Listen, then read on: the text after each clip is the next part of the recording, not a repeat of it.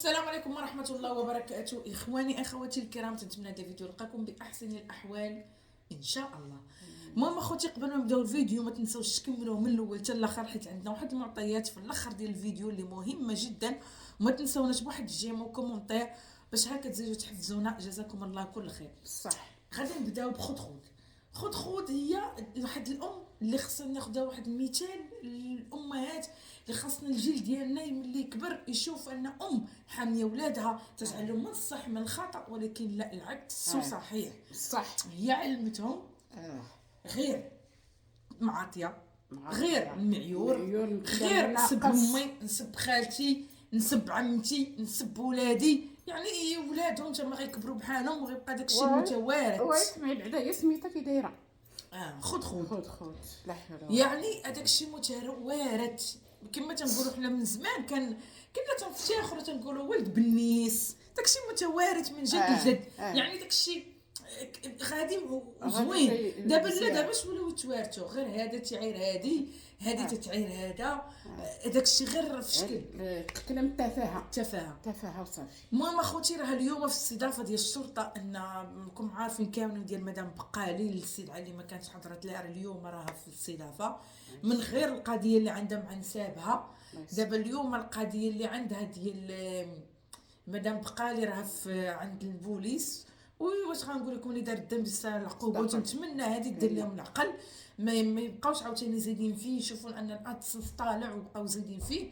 وبالنسبه لزينة المحارم اللي حنا عاقلين عليها كاملين، ديال البنت اللي هي امها والاب والعائله وكل شيء، هاد المحاكم دعيني ندعيك حقا الاب بغى ينعس مع بنته والروينه كانت نايضه.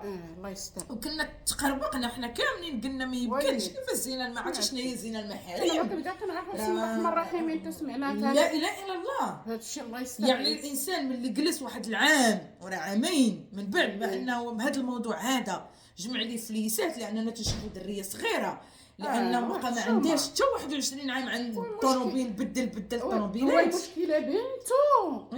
هادشي اللي تنشوف. والطوموبيلات والله يستر بعيد. وتبدا الطوموبيلات وتبدا الديور، وفي الاخر هادشي كامل ما كاين راه زين المحارم، ما كاين حتى حاجه. هذاك الشيء كامل كذوب. البنت ها هي تصالحت مع الام، ها هو الاب تصالح مع مرته اللي تزوج بها. يعني حنا فين غاديين؟ باغي ديروا فلوس، ديروا واحد المحتوى زوين، واحد المحتوى نقي، واحد المحتوى اللي باهيج، واحد المحتوى اللي يزيد بينا القدام.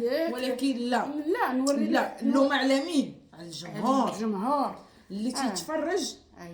تيتفرج في داك العجب. هذاك الشيء اللي نتفرج في هذاك الشيء نبلوكي ما نخليش. ولكن تيشجعوهم، هذا هو المشكل.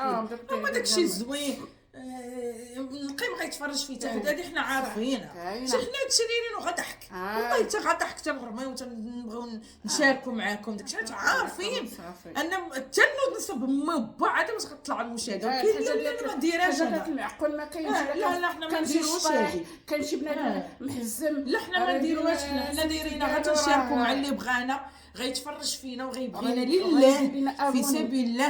اما فينا ما حنا نديروا الفضيح ونطلعوا. كنهضروا حنا ولكن هذاك الشيء اللي كاين. بلاتي ديروا واحد البيت ديال القران. لا داكشي ما يتفرج فيه حتى حاجه.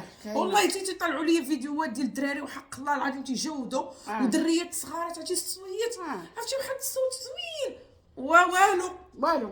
وملي كان هذاك مونينيكس المشاهده، ولكن لا حول ولا قوه الا بالله. المهم اخوتي، نتلاقاو في فيديو اخر ان شاء الله. دمتم في رعايه الله، الى اللقاء.